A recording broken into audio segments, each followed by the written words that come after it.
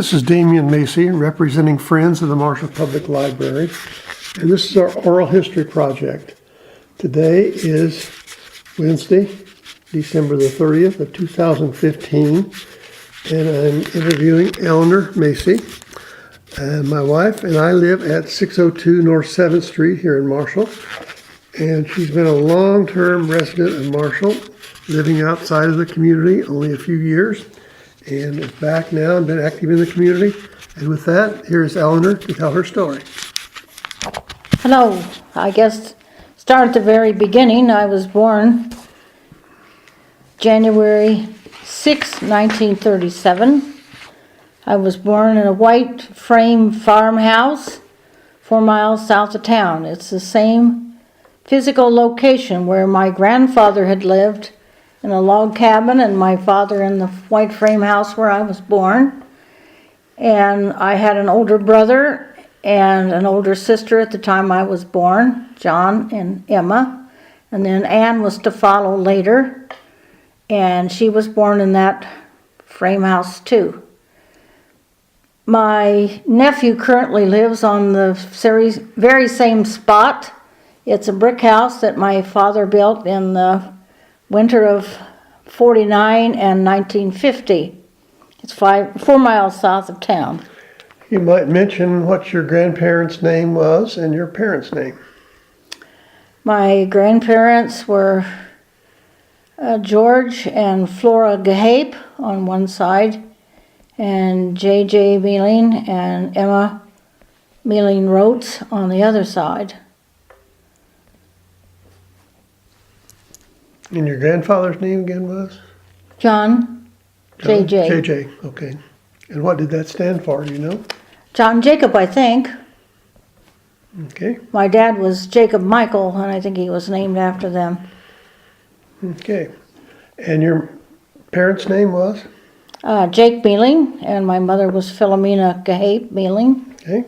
She died at the age of 39. She had a perforated ulcer. If it had been a time when they had antibiotics, she probably would have lived.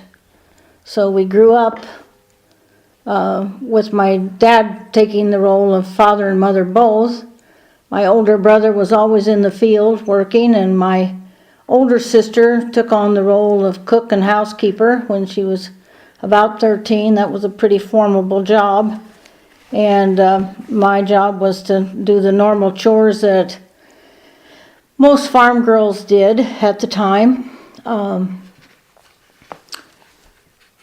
The chores were, like I said, mostly what every kid did, but some of them were things that were unusual because I was a girl. When my dad went out the door, I went out the door behind him, and I did all kind of jobs, and I was always around doing tasks and things with him. He had a lot of animals that he kept. He had a few hogs and a lot of sheep that he put out on chairs, and he'd always sing to them, and they'd come, and I'd help feed the sheep and clean out the area there in the spring. And we had 2 horses, Maud and Mabel, that Dad used to farm with. And one of them was kind of mean. I think it was Maud, and I was always warned when I fed her, be careful because she might bite my fingers. And then when Dad sold the team, he bought a Jeep. And we cried when he sold the team, but we always liked the Jeep, and he called it Jake's Jeep. And later on, the Jeep was used to haul Willie the goat around, and the little goat cart, and Dad would take it to the schools and take kids ride in the little sulky kind of cart that he had. So Willie the goat and Jake's Jeep was a big part of a lot of kids' lives. As I said, I always went out the door when my dad did, and as I got older, I did a lot of farm work. Most boys did those jobs, but I was able to do them.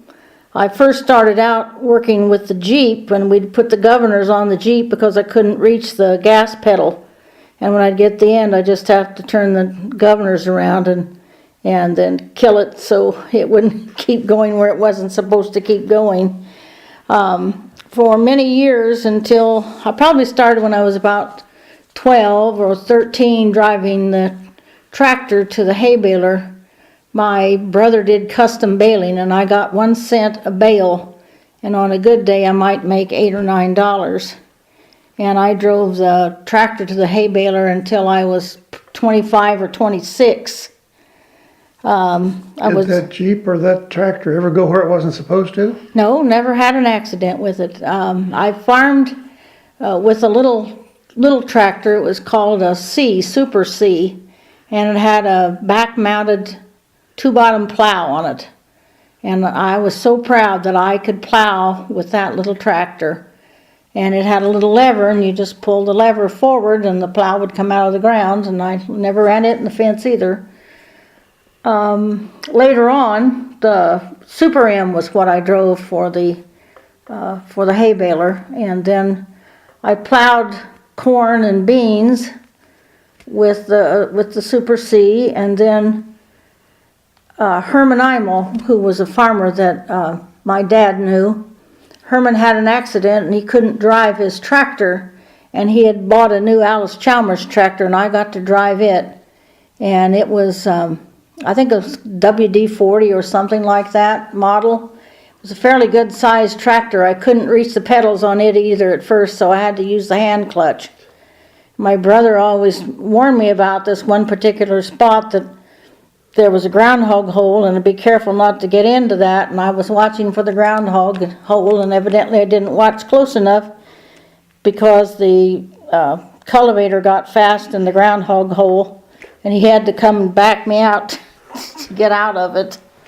Never had any accidents with any of the machinery, although I did hang up a hiker one time. I didn't swing out far enough to make the turn, and the hiker went over a concrete culvert. Again, my brother had to rescue me, but nobody was hurt, so that worked out quite well. As I said, I made 1 cent a bale, and that was good money for me when it lasted in the summertime. I was always around when Dad dehorned the cattle, and that was kind of a messy job. I didn't actually do the physical labor, but I was always watching, and I was always watching when they were butchering, and we always had beef to butcher, and I remember they used to have a place in the shed where they'd put a stretcher up, and I don't know how Dad killed the beef, probably with a rifle, and they would string the beef up and skin it and gut it, and then they would take it off to be processed later. And then with the butchering of the pork, we often did that with our neighbors' pines. And I always liked when we did the pork butchering, because when we came home from school they had been cooking the fat pieces, and they would crank those out to get the lard out, and we'd have cracklings to eat. And of course there was always sausage that needed to be stuffed, and then the casings, I always wanted to scrape those, and they said I was too young to do that, and by the time I got old enough they didn't do it anymore. They took it off to the processing plant to get it done. But I always liked sausage anyway, even though knowing what all was involved in doing it. It was a time of get-together, because the Pines would bring their pork over too, and it would be an afternoon or a day, and they'd set the butchering kettle up out in the middle of the barn lot, and there would be a lot of room around and a lot of smoke from the wood fire underneath where they were trying to keep warm and processing the lard. I had a lot of other little jobs I had to do when I was growing up. The little chickens, we always had little chickens in the spring, and it was my job to make sure that they got their water. And there was a little kind of glass device that you put over a gallon glass jar, and then you would put the medicine in there and flip it over really fast, and it'd be like an automatic water. So I always had to make sure that they had an adequate water supply. And then later on we had automatic waters, and I had to make sure that they didn't freeze. I don't know what we did when it really got cold. whether Dad had heat in the chicken house or whether just the heat from the chickens. You mentioned watering. Did that come from a well, or you didn't have city water at that time? No, Dad had electric pumps later on, but early times we just had to carry the water out there in buckets, and it was my job too to make sure that there was oyster shell in a little feeder on the south side of the chicken house, and the thought was if they were fed oyster shells that their egg shells on the eggs wouldn't be so brittle, and I had to make sure that that was always filled and they had adequate oyster shell. Then a wonderful job came usually in the late summer or fall, and Mr. McCullough from town would come down and he'd call out the chickens, and somehow he could feel of them to tell if they were still laying eggs or not. And then the ones that weren't, he'd take them into town and we'd sell those to him. So it was always seemed to be hot, and sometimes the chicken had lice, and I had to clean the nest out to make sure the next bunch of chickens came in had a nice clean place. John McCullough had a store in town. He bought cream and eggs and I don't know what else. He sold a lot of different things, and he was the mayor of the town, and my dad always had a name for everybody, and he called him Mert, and his wife was Josie. So we always liked to visit when we took the eggs in.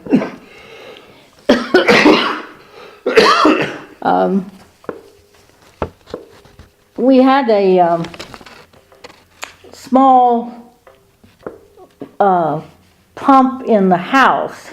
We didn't have running water, but you could pump it. I think they called it a pitcher pump. And the drain was a 5-gallon bucket, so you always had to be sure that the 5-gallon bucket wasn't running over, so you had running water. If you didn't run past the 5-gallon bucket, you could do that. I don't think many people had water in the house. I don't remember when we had water. Dad had a drilled well, and he had electrical pumps that pumped it, so we had like flowing water when we had the new house in 1950. But I don't remember before that what all the water supply was. Did you have electricity in the old house? No, not at first. I don't remember what year it was, but Heber Nash was the one who wired it. And I can't remember how many outlets and things that they put in, but it was wonderful to have light. And I remember Mr. Nash came out of the attic and said, "Flip the switch, Jake," and he did, and we had lights. Nothing exploded, so I guess he got it wired all right. Later on, the blind man who ran the locker service, I can't remember his name right now. Drake. Drake, yes, Mr. Drake. He wired some of the house in 1949 and 50, and he'd get it fixed, and he'd feel of it, and he'd say, "Well, it fits like a sock on a rooster." And again, everything worked fine, and evidently, even though he couldn't see, he could handle the job. So I wish I could remember what year that was, but we always survived. In the wintertime, we had a big old stove in the living room downstairs, and we'd sit around there and keep warm in the wintertime, and then we'd warm up bricks and wrap them in newspaper and hurry up and run them upstairs and put them in the bed so we'd have a warm place to keep our feet on in the wintertime. Did you burn wood or coal in that stove? A little of both. Wood I helped saw. Dad had an old F-20 tractor, Farmall, and it had a big blade circular saw on the front with a frame that stuck out in front of it, and you could put a big log on there and saw the logs into pieces.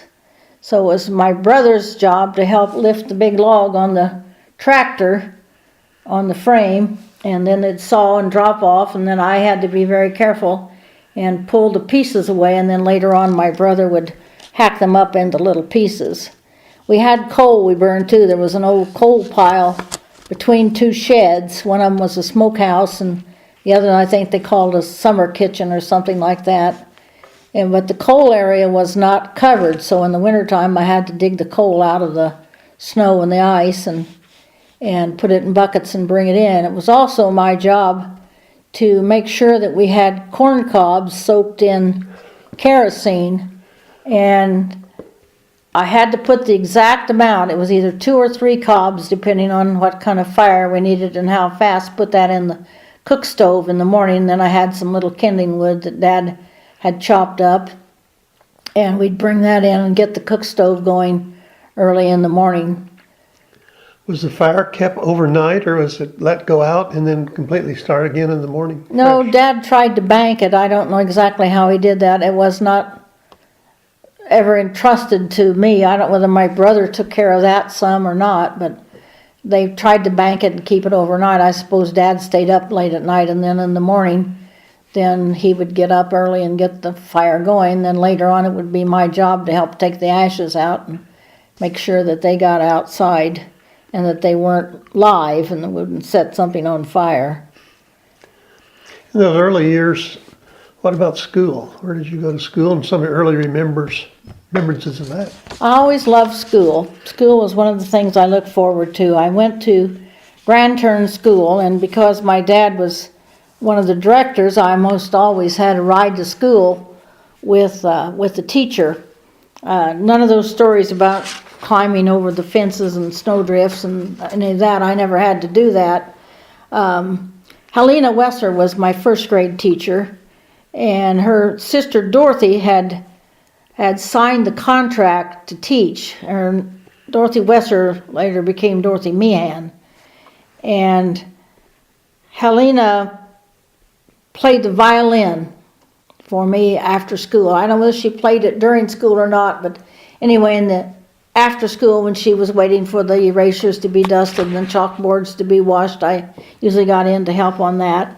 And it was always made me so happy to hear her play the violin just for me. And I love to read, and I could read all the first grade books and most all the second grade books, and maybe even one of the third grade books. My sister Emma would come home from school and she'd say, "Sit down, we're going to play school." And she said, "You're going to learn to read." So I knew how to read all those before I went to school. And Helena promoted me from the first to the third grade, and my dad said no, I had to do second grade because I would be in the wrong age group and I would always be too far ahead or too far behind, and I was older when I graduated anyway, so I was older when I started school. Helena Wesser unfortunately died quite young, so I don't know whether she had continued to teach after I had her in first grade or not. Rosa Bowen I had for second and third and fourth grade. Again, I don't know anything outstanding from those years. She had the idea that we all should have music, so we bought tonettes, and I had to learn how to play a tonette, and if you drilled a hole in it, you could play different songs because the hole in it made a different note. So I still have the old tonette upstairs. I think the dog chewed on the mouthpiece later, but I think I still have it. I also have the little book that Helena Wesser gave me for spelling reward, and it had moving parts, and it was a story about a cow or something. If you moved the little tabs on the edge of the pages, the cow's eyes would move and her tongue would come out. So it was kind of interesting to have that. Then the 5th and 6th grade, I had Nellie Siverly, and her husband was Lou, and Lou loved to hunt and fish, and he always had lots of stories that he could tell us. And Nellie was a very, very kind lady, very loving lady. Her daughter became a teacher too, and later on she subbed some for us when Nellie couldn't make it to school. Nellie took us for a hike one day, and she said there were more things to learn than you could learn in the classroom. So we walked back to the Ziegler Cemetery, which was nearby. At this time I had gone to Avon at the last half of the 6th grade because the roads got so bad we couldn't get back to the school in the school buses. And so we walked back to the cemetery, and the bloodroot was in bloom. It only blooms for about 3 or 4 days in May, and it was so beautiful, and I always remember how that looked. And as I said, Lou always had stories to tell us about the outside and different kind of trees and animals and things. And got in trouble one time with Nellie. I listened to the big kids, and I shouldn't, and they went outside, and they decided that they were going to throw persimmons through a vent that was near the rooftop. And of course I was younger, and I couldn't throw as well as they could, and my persimmons didn't hit as high, but Nellie caught all of us throwing persimmons, and so we got sent to the neighbor's house to get a ladder, and we all had to scrub the persimmons off of the back of the school. So years later, Nellie and I'd laugh about the persimmons on the back of the school. She wasn't mad at us, I think. She just wanted to teach us a good lesson. As I said, she was a very kind lady, and we just needed to be responsible. I learned a good lesson there. Don't always listen to the older kids. Do a little thinking on your own. Do you remember anything physically about the interior of the school? The school had a few steps to go in the front, and to the right and left were cloakrooms, and you could hang your coats in there in the wintertime, and that's where you kept your tin cup. And there was a well out front, and you could we brought a bucket in, and we could have a dipper, and we could dip the water into our own cups. And then the main part of the room, in front you had the teacher's desk and a bench where you would be called up there. It was all 8 grades. I think we had somebody in every grade at the time. There weren't very many. I think there were only 3 of them in my grade, Doris Drummond and Janie Burnham. And then the older kids, I learned a lot while they were reciting. You could listen to their lessons, and then you'd go up and do your lesson then when it came your grade time to do that. There was a great big old round furnace-like stove in the back. We were probably lucky to have that. Most schools probably didn't have a stove that big, and during the war years they had some kind of a program where they furnished beans, and Nellie would get a big batch of beans going in the morning and cook them on top of the stove in the back, and until the school warmed up, she'd put on the record player, and we'd march around to keep her toes warm and just keep marching until the school got heated up. Of course, in the summertime it was always hot, and then the older kids were responsible for help bringing the coal in from the coal shed, and then we had 2 outhouses in the back, one for the boys on the south, and then the girls was on the north side. And lots of times the boys liked to throw walnuts in there and scare us and whatever, just typical things the boys did. I don't know that we ever got into any other trouble other than throwing the persimmons at the school. You mentioned getting to school. At the early years, you did not have a school bus, did you? No, not in the early years. As I said, I rode to school with the teachers, and then later on, when probably in the 6th grade anyway, when the roads were beginning to get bad, Bill Newport had a horse team and a wagon, and he would take his milk cans or the milk out in the morning, and he'd wait for us to get there, and then he would take us by wagon into the school. Some of the other kids that lived south of the school walked, but I rode in the wagon. That wasn't too often, but some. It was kind of fun at the time, we thought. And then in the evening time, when he'd come out and pick his milk cans up, while we'd be hauled back out, there was a big old oak tree there there were a bunch of mailboxes, and they were on a wagon wheel, and we always thought that was fun to see the mailboxes. You could spin those and look around. What about lunchtime? I know you didn't have lunch service at that time. What did you take to lunch? I don't recall. Probably wasn't very much. I still have my little bitty tiny lunch bucket. Probably an apple and orange and maybe some kind of a sandwich. I don't know. Maybe fried eggs, most probably. Later on, maybe bologna. Maybe some cheese. Peanut butter and jelly. Always thought it was a big treat. The kids across the road from the school, they'd go home and they'd get lard and sugar and make sandwiches, and I thought that was pretty cool.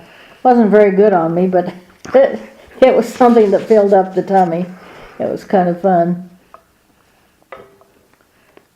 In the 7th and 8th grade then, the country schools had been consolidated and the kids went into town. And I was in the first bunch of students in the new high school building. And the north end of it was dedicated for the use of the junior high students. And I had both 7th and 8th grade there. Ethel Hutchinson was one of my teachers. She was quite old at the time. I don't remember why she stands out. Maybe because she was so much older than the other teachers I had. Mildred Frazier was one I had, and I had her for home ec. And I think we all made aprons out of feed sacks. We had old feed sacks that neighbors would collect, and they'd trade them till they got the same design. If they wanted to make curtains or whatever they wanted to make out of, and they'd trade them around. And I think mine had cherries or something on it, and I made my apron. I was so proud of that. Mildred Frazier was also working in the library later, and Mildred would trust me to take home extra books over the vacation. And Elizabeth Bevington was one of the librarians too, and they would always, both of them would let me take home extra books because they knew I liked to read. I think there was a limit, but they'd always let me take over the limit because they knew I'd read them and bring them back. One of the other special teachers that stands out is Edith Ralston. I'm sure she was a very important influence on a lot of other students too. Later, there was another home ec teacher, Pat Lundy, but I didn't have her for very long, maybe only one semester or two, mostly Edith. And I don't know why, but we had to do summer projects, and the teacher always had to come out and visit. And I remember one time I was so embarrassed because Edith came out and I had to come out of the field. We'd made the appointment ahead of time, and I was all dirty, but she knew that I was busy, and she just looked over it. And I think my one summer project, I made a brown gabardine suit. If it hadn't been for my Aunt Frances, I never would have gotten that done. Edith encouraged me to take the Betty Crocker test, and I did. And I got the Betty Crocker Homemaker of the Year award, which was a cookbook was one of the prizes, and there's a gold pen that's a couple of stems of wheat with a little heart on it that says Betty Crocker Homemaker of the Year. And you had to take a test about cooking and about how to manage a home and how to do laundry. And because my mother had died early, I knew a lot about those other chores that a lot of other kids didn't know how to do, so that helped me out in that way. I think the other two people that influenced me, the teachers in high school, Rachel Griffiths was one, and I had her for sophomore English, maybe only one semester, but she was my PE teacher, and she had a twin sister that would come visit once in a while, and that was a lot of fun. I always liked PE and thought that I would teach that, but I'll talk more about that later. The biggest influence was Wilma Geiser Elliott, and she was my mentor. And we had English workbooks, and you had to do your homework on these sheets, and then you tear them out of the book and turn them in. And I always wanted to get 100%. I'd try really, really hard always to get that done because I wanted to please Wilma, besides just wanting to do it. I decided when I was probably in the 5th or 6th grade that I wanted to teach, and I remember one time in the 8th grade, the teacher was asking what we wanted to be when we grew up, and I said I wanted to be a missionary, and some of the kids laughed, and the teacher stood up for me. And then I guess I did do the teaching later on, but I didn't know what I wanted to teach until Wilma Elliott came into my life, and and I knew I wanted to teach English. The plan was that I would teach PE and English both. I would teach PE as long as I was able, and then when I got older, the plan was I would teach English. But there was a little fly in the ointment in that plan. The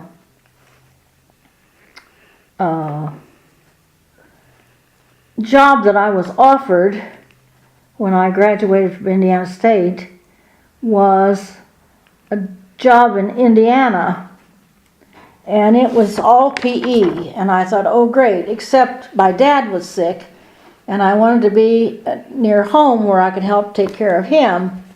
So I found out that there was a job all English at Robinson High School.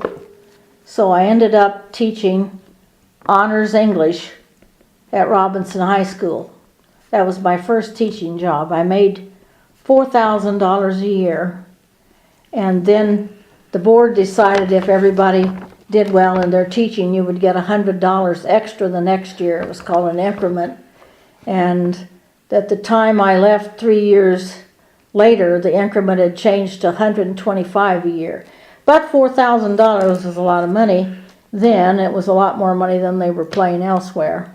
Step back just a little bit. In what year did you graduate from high school? I graduated in 1955, and I went on to Indiana State. I really wanted to go to the Woods, St. Mary's in the Woods College, but it cost too much, and I knew I wanted to teach, and the closest school for teaching with a good reputation was Indiana State, so that's where I went. I liked it there, and I graduated in 1959 from there, and then I got my master's in 1963, also from Indiana State. Let's see, my first teaching job, as I said, was at Robinson High School, and I went on there after we got married. He got married September the 15th, 1962, and I didn't teach the first year we went up there. I didn't know about getting in schools. I might have to teach at a school I didn't want to be in. And so I worked at John Marshall Law School on the switchboard for a little while. Where was that? Was that not in Robinson? No, that was not in Robinson. That was after I left Robinson. I went to Nilestown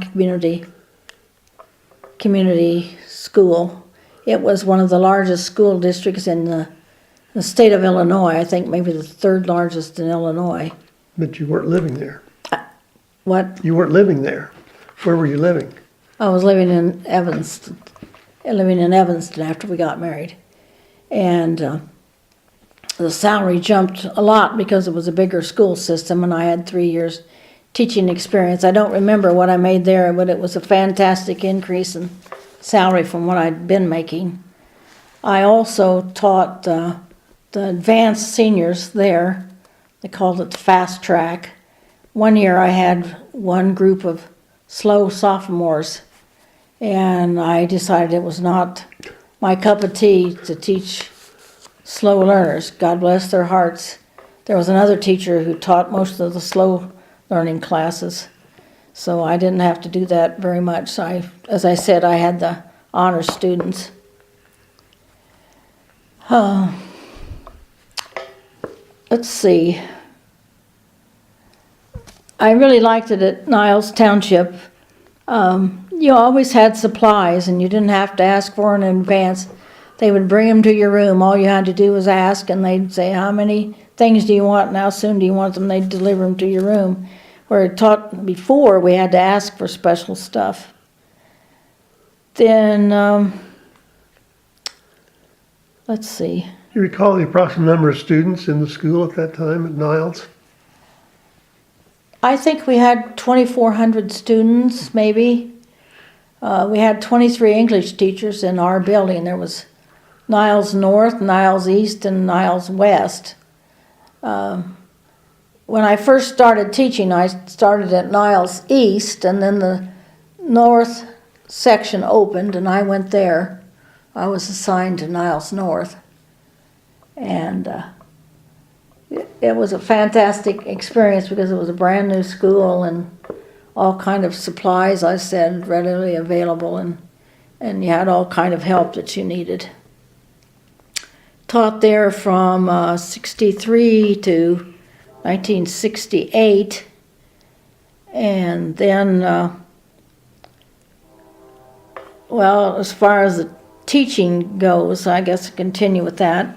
I worked at St. Mary's of the Woods College from 1988 to 1991, and I was the administrative assistant to the vice president of academic affairs. There were 5 vice presidents, and they had a major financial crisis, and my boss, if she was to keep her job, then I could keep mine, but she got reassigned to somewhere else, and they did away with her position. While I worked there, I worked with the undeclared majors and helped them decide what they wanted to do. And then I helped with the North Central accreditation process. They were trying to get their accreditation renewed, and that was an interesting thing to work with that. Excuse me. And then I helped cook meals for meetings and did all kind of things, whatever my boss decided I should do. Now that was at St. Mary's of the Woods, and you were at Niles before. What brought you had to go from somewhere in the Niles, Evanston area to be able to teach at St. Mary's? Yes, we moved back to Marshall. We moved back in 1975, and I did some substitute teaching for a while, but I didn't care to do that. I just didn't like substitute teaching. Then I had an opportunity in 1993, I believe it was. I taught 9 years at Lincoln Trail College after we moved back here, and I taught, well, they called it Comp 2, but it was advanced composition and research. And research was meaning that I had to teach students how to do term papers. We had a lot of students who were coming back for nursing, and they would be panicky at the thought of trying to write research papers, and I'd try to get them calmed down. Excuse me. During that time that I was teaching at Lincoln Trail, I also taught a few semesters at Crawford County Center for Exceptional Adults. Again, that was the slow learner, and that one slow learner class that I had had at Niles North helped me prepare to teach there. It was just an extra thing that I taught down there. They needed a teacher to help them out, and it was just teach them simple things, how to spell simple words, and how to write constructive sentences, and how to read a newspaper, and how to write a simple paragraph. So again, that was kind of a challenge. I also worked in a program called a Success Network program, and that was designed to help students who were the first set of students to go to school from their family. They didn't know, they couldn't go home to their parents and say, what does credit hours mean, and what do I need to do to graduate? So that was kind of the job of the Success Network program, to help out with that.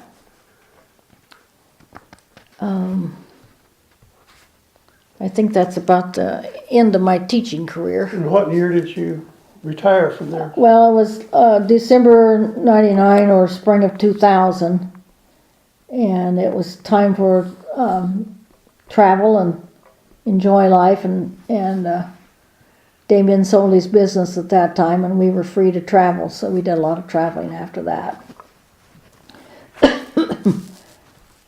it was a really good experience. I liked all of my teaching assignments, and there were a lot of things for me to do after I quit teaching. I had a lot of hobbies and things. And When you were growing up on the farm, did you have a pet? we had a dog from time to time. We had one old dog called Prince. When I was little, he would be almost big enough that I could sit on Prince. We had an old wooden swing, and we'd turn it over and throw a blanket over, and that'd be our house. And we'd play in and out of the shade, the dog and I. And as far as things to do while I was growing up, we had a sand pile in the back. Dad always had a sand pile and didn't have any really toys, buckets and maybe a little shovel or something, but I had a old horse curry that the handle was missing. I'd make tracks in the sand and then wipe them out and make them again and play with that. And then we had to be creative and think of our own things to do. I made a lot of my own toys. I remember making an old rifle out of a piece of scrap lumber, and the rifle barrel was a broom handle, and I don't remember what else I used. I think the nail was a trigger. And then I always liked to sing. My dad was always singing, and so I liked to sing too. And we had a overhang on the garage, on the barn, and Dad would park the hay wagons underneath there. So that became my platform, and I made a microphone out of some kind of a base, and again the broom handle was the upright part of the microphone. I think I put a tin can on the top, and that was the top of my microphone, and found some old wire to be the cord. I was the big cowboy of the cowgirl of the West singing up there. And that passed many hours singing under the overhang. That was a lot of fun. Well, having that pet and that love of singing, you kind of brought that forward to usually having a pet in adult life, and then also some singing. Singing, yes, singing, a big part of my life. When I was 57 years old, my son decided that I should have some singing lessons. It would help me with my breathing and my control and my expression. And so I decided that I would take music lessons then at his suggestion. And my teacher was Teresa Nash, and I took several classes. I could take one free class a semester, and I took classes mostly in voice and music, and I'm just a few credits short of an associate's degree at Lincoln Trail. Most of them, were music credits. I took some piano, not good at that. I did a lot of community college choir singing. Then that helped me out at church, and I was song leader, and then I became the cantor meaning that I sang the mass parts, and I did that for over 20 years before I stopped singing. I was always in the choir when I was in high school, so always music was in my life. I still like to listen to music. At our church, we would take turns with the Ministerial Alliance, and Sister Therese would take the turn for our church, and whenever we did music out there, Damien would play and I would lead the songs out there, and we did that a lot of times at Burnside. Just singing, mostly just common hymns.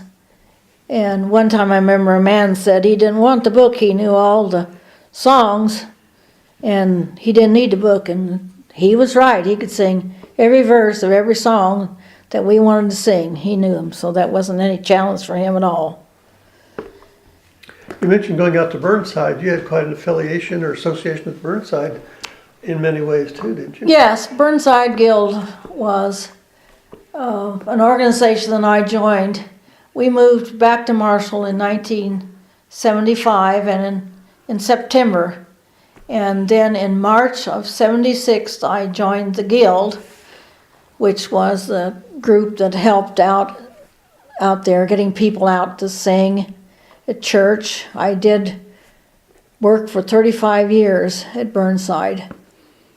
One time, Wilma Elliott was doing a program. It was called a discussion group, and she got sick and she wanted to know if I would do it, and I said, well, I would do it for 3 months. And so 13 years later, I gave up the discussion group.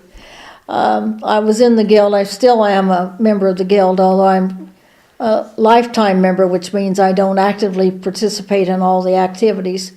But for many years, I went out every third Sunday and pushed people in wheelchairs, get them out for church, and helped with the mail. And I was president of the Guild some. I was vice president some years, along with Ruth Deal when she was president. And I helped with the rockathons they had, which were major fundraisers. I did that for several years. I called bingo, helped with any special programs that they had. Helped out with the style shows they had. Just about any program that they needed help doing, I helped do. Well, in addition to Burnside, you've been involved in several things throughout the community also. Yes, I always found something to do. I got involved, not so much with Scouts here, but I'd been in Scouting before. And so I helped I think 1 year with Scouts here. I got involved with, I was in the Women's Club for 2 or 3 years. Don't recall any others, but I did get the Diana Award for community service. Diana Award is given by the Women's Service League, and it's for outstanding community service, probably mostly for my work at Burnside and at church. At church, I was president of the Altar Society, and we used to have auctions to make money, and we'd clean the church and whatever other activities we needed to do, so I was involved quite a bit with church there. Later on, I did receive a diocesan level award. It was given by the Springfield Council of Catholic Women, and it was called Women of Distinction Award. And I received that in 2013, and got to go to Springfield for that. That was quite nice.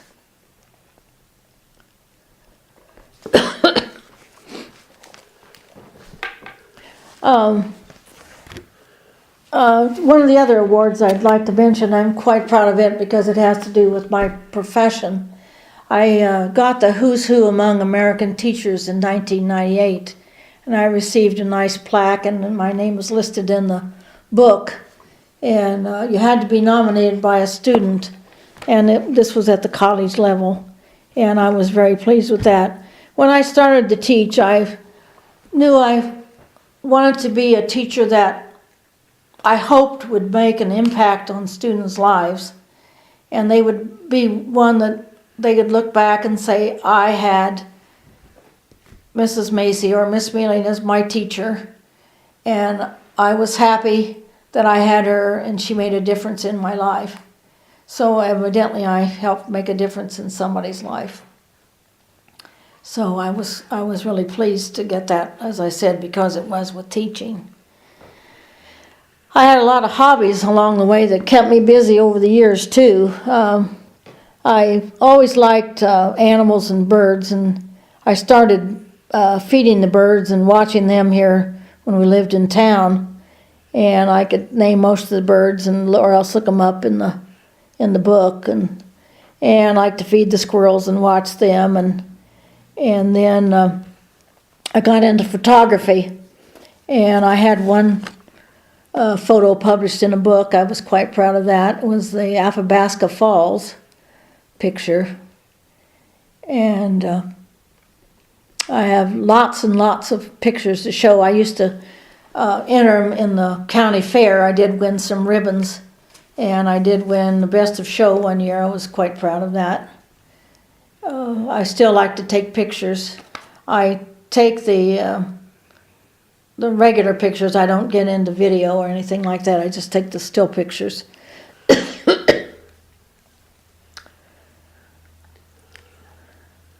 There's a place downtown called the library that you've been affiliated with too. Quite Oh, extensively. yes. I was on the library board for 14 years. I was pleased to serve on that. I believe Mayor Bloodworth was the one who appointed me. And I decided that it was time for younger people who knew more about the electronic devices and e-books and all those kind of things, and it was time for me to step down and let someone else younger do that. It was a wonderful experience. I also belong now to the Friends of the Library, and we are involved in several projects, and I'm interested in keeping up with those nowadays. Something I think also you spent a lot of time with was a thing called Helping Hands at St. Mary's. Oh yes, St. Mary's Helping Hands. I've just recently decided it was time for somebody else younger to take my place there. I got on the committee when it first started in 1998, I believe. So from that time until 2015, I served on that committee. And we did a lot of fundraisers, and the purpose of the fundraising was to give out food baskets at either Christmas or Thanksgiving time. I helped distribute those baskets this year, 185 of them. The money that we'd helped raise was used for that. And then we also made up gift baskets for 53 of the veterans at the Heritage House Veterans Home in Hudsonville. So that was quite a rewarding experience over the years to be able to participate in that. One of the big ways that we made money was a yard sale, and Marilyn Smitley and I did the yard sale for 4 or 5 years, made quite a bit of money. We teased her and called her the yard sale queen because she knew how to handle all the yard sales, and that's why they were so successful, and it was kind of her idea to get started in that in the first place. Did a lot of other things at church too.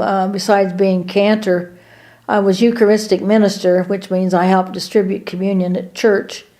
I just recently stopped doing that because I had some troubles with balance, and I use a cane now to walk, so it wasn't convenient for me to do that. But for many years I took my turn in doing a 7 a.m. communion service probably a couple times a month. I did that for several years, and then I took communion to people at Burnside for a long time. I always liked doing things at church. We had a St. Mary's Altar Society. I was president of it for a while, and one of the things that we did was through a program called Box Project, we would help a family that needed help. And for 7 years, we packed just about everything and sent it to a lady in Mississippi, Edwards, Mississippi. And there were 13 of them living in a 3-room house.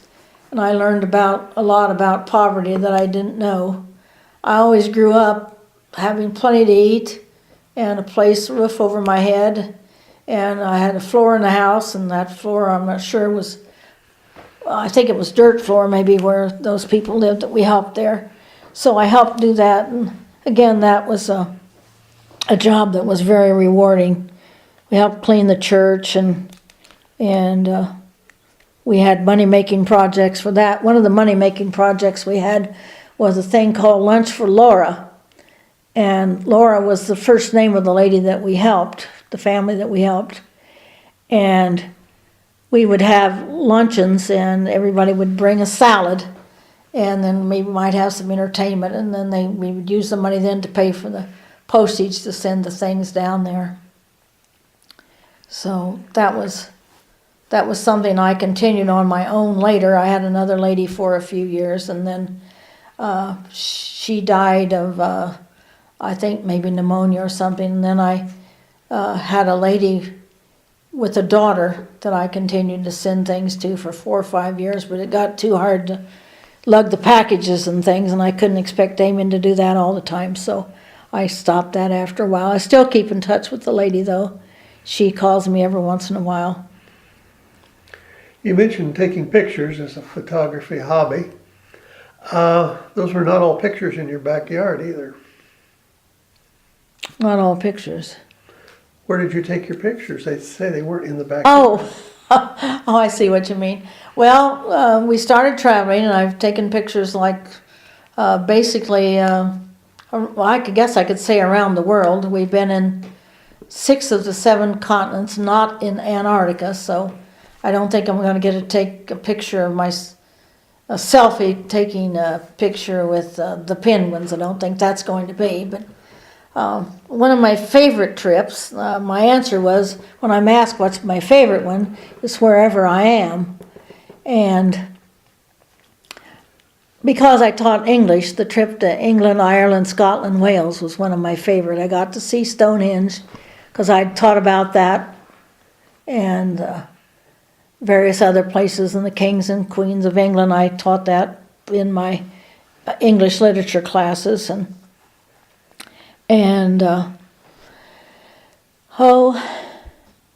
I just where I like to take pictures, particularly of trees and flowers and the famous places that we've been around the world.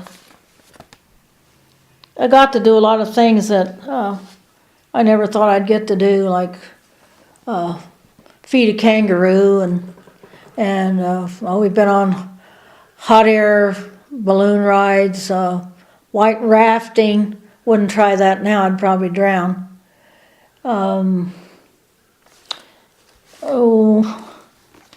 I've petted a white wolf, and like I said, fed kangaroos, and I rode an elephant one time. I was about ready to get on a camel. They had a ladder by the camel, and I was going to get on it, but it was time for the bus to leave, and so that went my camel ride. Later on, I didn't think I could get on the camel when the camel was down. Damien rode the camel. I took his picture riding on that, so that's closest I got to the camel. We've been to Machu Picchu. We've been through the Panama Canal, across the equator. We've been down in like submarine type vessels.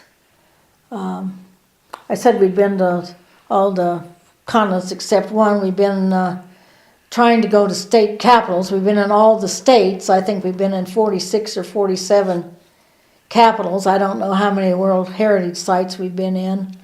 I think we've been in 36 or so of the national parks. I got some wonderful pictures at Bryce Canyon. It snowed 5 inches, and so I have a set of pictures of Bryce without the snow and with the snow. Zion, Yellowstone, Glacier National Park, the Haleakala, Everglades. We rode on an airboat there. As I said, I saw Stonehenge, and then we saw another place where they'd kind of made fun of it. I think it was out west somewhere. They'd set cars in the same pattern. They called it Carhenge. Went to Vatican City. We saw a couple of popes. Went to St. Petersburg there. That's in Russia. In Russia, there on one of the trips. Saw a volcano spitting out lava. We saw that from a ship. We weren't very close to that. We went close to Pitcairn Island, made famous by Mutiny on the Bounty, and the boats came in there, and we went around the island there, so we got to see that. There was one place one time, it was called the Blue Grotto. We got off of a ship into a little boat, and then this was a little gap, and if the water was down, you could take this boat inside of this grotto-like area, and the sunlight came in there, and that you had to duck down to get in there. So that was kind of a kind of a risky thing for me to do, because That's where it was. it was in Capri. Capri in Italy. Getting into the boat. Also, when we were in Venice, we went on the gondolas, and the gondoliers sang, and that was nice. And let's see, we've ridden narrow gauge trains and walked the streets of Pompeii and Ephesus, and that was an interesting experience because of the Bible, and saw the pyramids. That was interesting too. I saw the statue of David and Michelangelo's Pietà. I think that's the way you say it. Just a lot of things that I never thought I would do.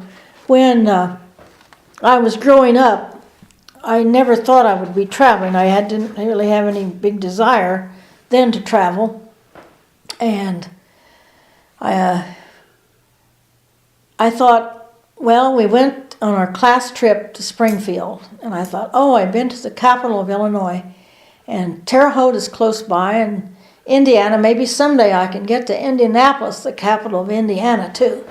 So now, having been to all the states, that's kind of fun to look back and think that was a big kind of a pipe dream that came through. I never dreamed of doing all that traveling. One interesting thing too, people talk about kissing the Blarney Stone. I went up to that. You have to climb up some rickety old stairs and lie down on your back and lean over. And a lot of people dropped their glasses in there. I had enough sense to take mine off before I did it. So got to kiss the Blarney Stone. They tell me I have a lot of Blarney about me anyway. So saw the White Cliffs of Dover and Loch Ness. I didn't see Nessie the monster. I talked about in literature classes about Hadrian's Wall, and I was able to walk on a small portion of it. I thought maybe someday I might see the Great Wall of China, but I don't think that's going to be. Saw a beautiful area around the Ring of Kerry and the Cliffs of Moher, and the Little Mermaid, the very famous one in Copenhagen, and when we were in Alaska, we were able to see Mount McKinley. It's not readily available most of the time, but we saw it 2 or 3 days in bright sunlight, and that was a wonderful experience to get to see it. And we went through Denali National Park and saw a lot of animals there, and been to the big redwoods in California, and we saw Mount Etna and Mount St. Evans. And when we were in London, we saw Buckingham Palace and the changing of the guard, and Windsor Castle and the Tower of London, and got a glimpse of the Leaning Tower of Pisa one time. We didn't get very close to it. The bus was ready to go, so we had to get moving. Saw the Blue Mosque, one of the biggest ones in the world. Was really fun, as I mentioned before. We had seen the pyramids, and we saw the Acropolis and Parthenon too. So about all the things that people dream about doing, I've been able to do, and that's beyond what I've ever dreamed I ever thought I could do.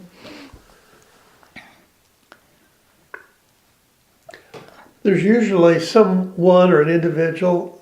Is there someone in your life that you say has been the most influential? You mentioned some teachers there, but would that be the most influential person? Well, probably my father. I don't remember much about my mother, mostly what people tell me. I do have a few memories of her myself. I remember seeing her do laundry out under the grape arbor. We had an old washing machine that Dad rigged up, a gasoline engine, and later an electric motor. But it was always Dad. Like I said, I went out the door when he went out the door. And he taught me a lot of things, and he had a lot of old sayings that have come back to be true. The bird doesn't fly so far, the tail doesn't follow, and all those simple phrases that kids my age heard forever, and thought it was just a bunch of baloney, but it turned out to be true. Well, my husband, Damien, he's been a big influence too. If it had been for him, I wouldn't have done all the traveling. I'd been happy probably with Springfield and Indianapolis and maybe a few other states. With the world events that have taken place over your lifetime, is there a particular event that has really had an impact or vivid memory for you? An event? World event? None comes to mind right now. The first time I got to vote was when David Eisenhower was running. Being a voter for the first time was always a big thing. Dwight Eisenhower, I think. Dwight Eisenhower. What did I? David. Oh, David, his grandson. I think I've always voted. I think, and tried to keep up. Don't get into politics. Always try to vote for the person I think is going to do the best job. My Aunt Ella, I thought a lot of her. She would come to visit us from time to time, and she was a big influence on being good and being jolly. And that my Aunt Louise, she did a lot for me. She would take us, my younger sister Ann and I, up to her house for a couple of weeks every summer. We'd end up usually getting a bunch of poison ivy, but we had an awfully good time. It gave Dad a little break from taking care of us. As I said, the teachers were always a big influence. Aunt Ella, I remember during the war, people had the stamps, ration stamps, and then we had the little red coins for meat, and I don't know, blue was other food or sugar or something, I can't remember. Anyway, Aunt Ella didn't need the sugar, and we'd take it and then we'd give her the meat stuff. It probably wasn't up and up legally, but we didn't do it to sell it or anything like that. It was something that we could do to help her out. Well, with this very interesting past history and life and in visiting, if you're visiting with someone in London or say in England somewhere, and you said, I'm from Marshall, Illinois, and they said, where on earth's that? What's that about? What would you tell them about Marshall and why they might want to visit here? Well, I'd be prejudiced in my answer because Marshall's where I grew up. Lived there the first 26 years of my life. And then for the exception of 12 or 13 years when we were in the Chicago area, we came back and probably will die here in this town. But it's a quiet little town. We know your neighbors, and it's a good, healthy place to grow up. A lot healthier now, probably since Velsico is gone. But it's a pretty little town. It's neat, and they do things that are for entertainment, and there's plenty of things to do in areas close by, and you're out of the city traffic, and it's just nice to be back home, I guess. Well, thank you very much. You covered a lot of ground, and I think a lot of things that people will be interested in, not necessarily today or tomorrow, but in the future. They might even scratch their head and say, gee whiz, I didn't know that about Eleanor. So thank you very much for your time. You're welcome. Glad to have you as a part of the Oral History Project. Thank you.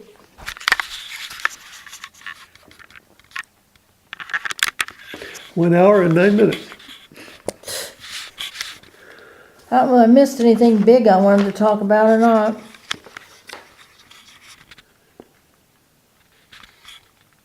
Oh, I forgot to talk about wash day. That's all right. That wasn't important anyway. We gathered the milkweed pods for parachutes.